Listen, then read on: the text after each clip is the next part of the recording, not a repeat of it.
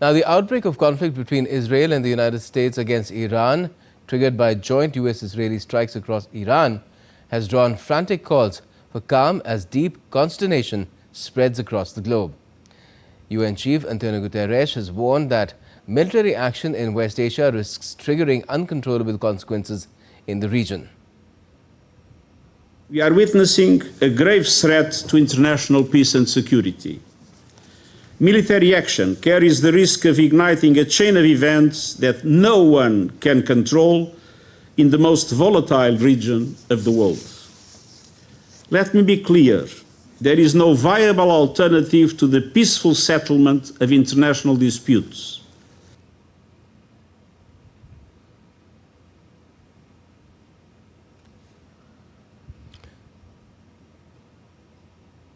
Canadian Prime Minister Mark Carney underscored his support for US efforts to prevent Iran from obtaining a nuclear weapon, but noted that Ottawa was not involved with the military planning.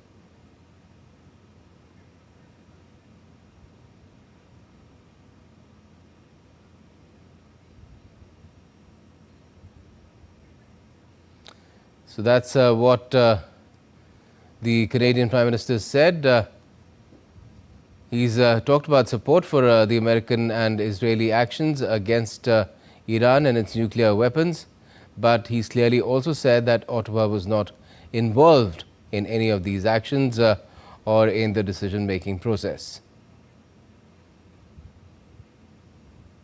UK Prime Minister Keir Starmer said that Iran should refrain from further strikes, give up its weapons and its nuclear program, and cease the appalling violence and repression against the Iranian people.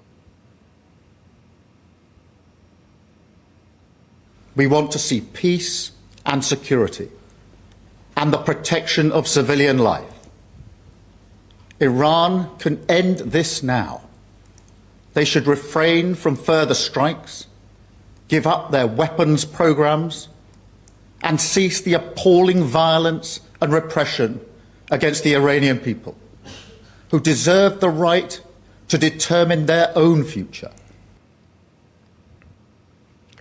And French President Macron said the outbreak of a war between the United States, Israel and Iran has serious consequences for international peace and security. Ukraine's foreign ministry said that the cause of the current events is precisely the violence and impunity of the Iranian regime, in particular the killings and repression of peaceful protesters, which have become particularly widespread in recent months.